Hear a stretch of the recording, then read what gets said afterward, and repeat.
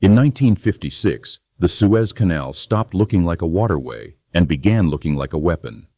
Gamal Abdel Nasser had placed it under Egyptian control, threatening an asset tied to trade, oil, money, military movement, and imperial power. The announcement on July 26 transformed a dispute over ownership into a confrontation involving Egypt, Britain, France, Israel, and the fading authority of European empires.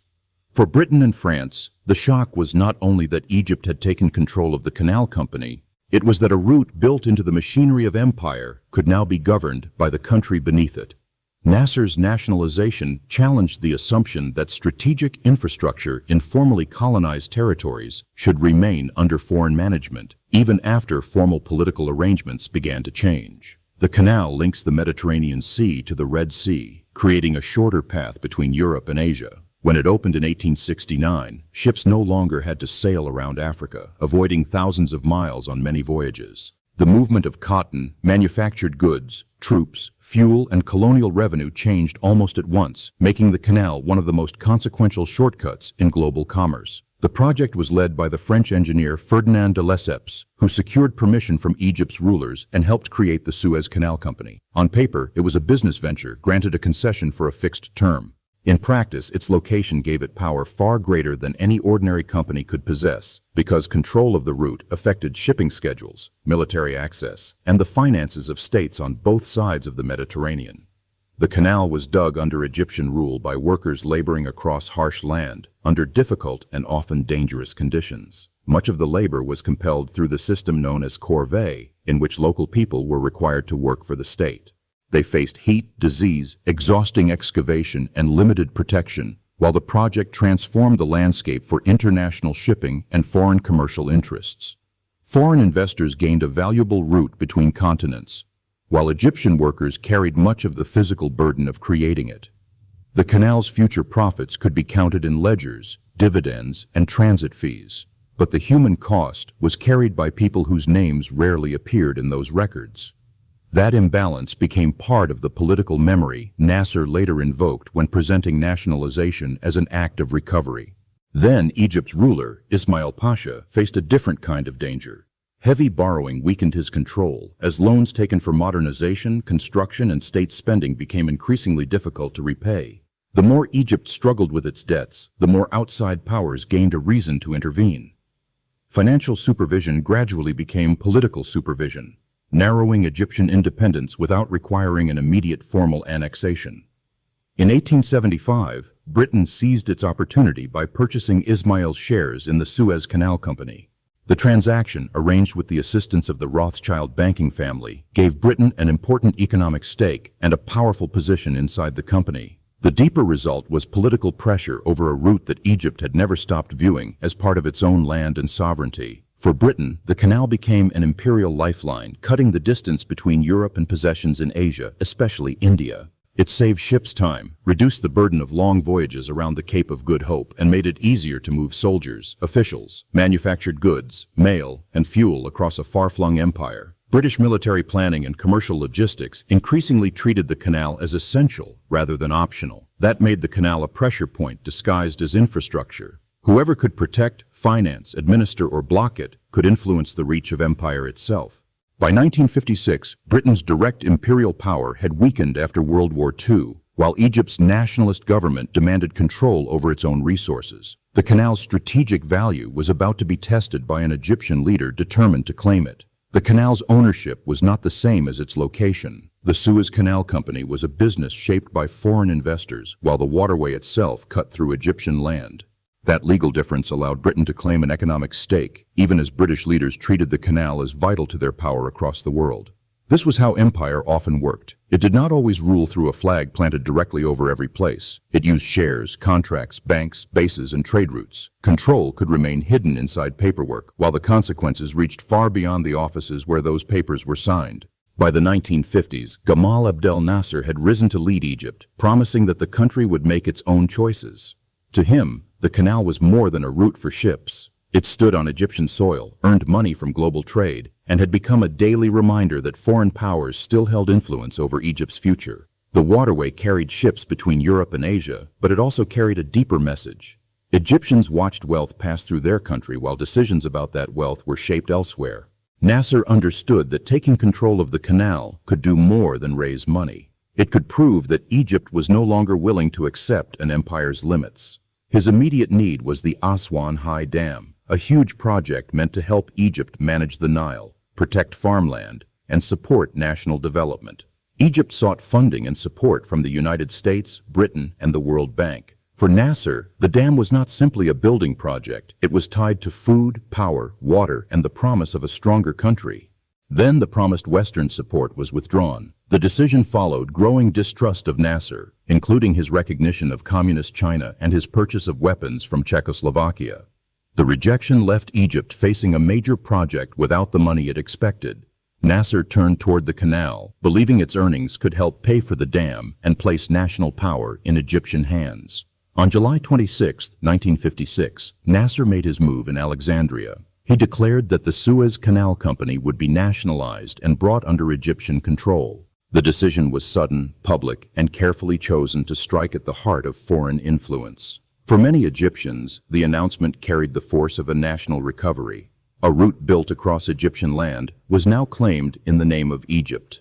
The company's shareholders would be compensated, but the power to operate the canal would no longer rest with Britain and France. A business decision had become a declaration of sovereignty. Britain and France did not accept the nationalization as a final decision. They spoke of the canal as an international concern and warned that one government should not control a route used by many nations. But beneath that language was a more direct loss. They no longer held the authority they believed the canal had given them. Diplomacy became a struggle over words, access, and power. Britain and France presented the crisis as a question of global security, yet their own position had been weakened by a simple fact. Egypt had taken control without asking permission, and the old system had no peaceful answer that could restore the authority it once assumed was permanent. The nationalization did not end the crisis. Behind closed doors, Britain and France began moving toward military action because they would not accept Nasser's control of the canal. The public dispute was described as a threat to world shipping, but the private goal was far more direct: reverse Egypt's decision and restore foreign control. In October 1956, British, French, and Israeli officials met in secret at Sèvres, near Paris. The plan was simple and deceptive. Israel would attack Egypt in the Sinai. Britain and France would then demand that both sides withdraw from the canal. When Egypt rejected the demand, British and French forces would enter as supposed peacekeepers. Their real purpose was to seize the canal zone and remove Nasser's power over it. The plan began on October 29th, when Israel attacked Egyptian forces in the Sinai Peninsula. Britain and France soon issued demands to both sides, presenting themselves as neutral guardians of the waterway. But the demand was built to fail. Egypt could not accept foreign forces taking control of its own territory, and when Nasser rejected the ultimatum, the next step was already prepared. British and French forces entered the canal area. The invasion was meant to look like a forced separation between Egypt and Israel, yet its deeper aim was to make military control appear necessary. This was empire changing its language, not its purpose. The old command to obey had been replaced by the language of order, safety, and international access. Egypt refused to surrender the canal. As fighting spread, Egyptian forces and civilians blocked the waterway by sinking ships and placing obstacles in the channel. The passage that Britain and France claimed to be protecting was no longer usable. The canal became both a battlefield and a locked gate. The cost moved far beyond Egypt's shores. Ships could not pass through the route linking the Mediterranean to the Red Sea, and trade was disrupted across many countries. Oil deliveries to Europe were hit, while Egyptian civilians faced bombardment, fear, and the danger of losing their homes. For them, this was not an argument over a company charter. It was a struggle over whether a foreign power could still decide Egypt's future by force. The invasion then collided with pressure from the United States and the Soviet Union. Washington opposed the operation, not because it had embraced every part of Nasser's policy, but because it would not allow Britain and France to restore their control through war. The crisis threatened to push Arab countries toward open hostility and drive them closer to the Soviet Union. Moscow used the crisis for its own purposes. Soviet leaders condemned the invasion and threatened severe action against Britain, France, and Israel. The threat increased the danger of a much wider conflict. Two rival superpowers now stood over the canal, each seeking influence, while the European powers discovered that their military plans could not be separated from the larger balance of power. The invasion began to fail through money as well as force. Britain depended on confidence in the pound, the currency that supported its overseas trade and financial system. As the crisis continued, pressure grew on Britain's reserves, and the United States refused to provide the support London needed to keep the operation going. A government that still claimed imperial strength was suddenly exposed to decisions made in foreign banks and international markets. That was the frightening lesson hidden inside the retreat. Britain and France could send troops into Egypt, but they could not command the world economy that sustained them. When Washington withheld financial help and the pound came under dangerous strain, military control became impossible to maintain. The crisis showed that empire could still use weapons, but its power now depended on permission from forces it no longer controlled. On November 6, 1956, a ceasefire halted the fighting before Britain and France could take back the Suez Canal. British, French, and Israeli forces began withdrawing from the operation, leaving behind a result their leaders had not planned. The canal remained under Egyptian control. The military action had failed at its central purpose. Britain and France had entered the canal area claiming they were separating Egypt and Israel, but they could not restore the old system of foreign control. Nasser remained in power, and across Egypt, his name became tied to the idea that an outside empire could be challenged and forced to retreat. The crisis exposed something deeper than a failed invasion.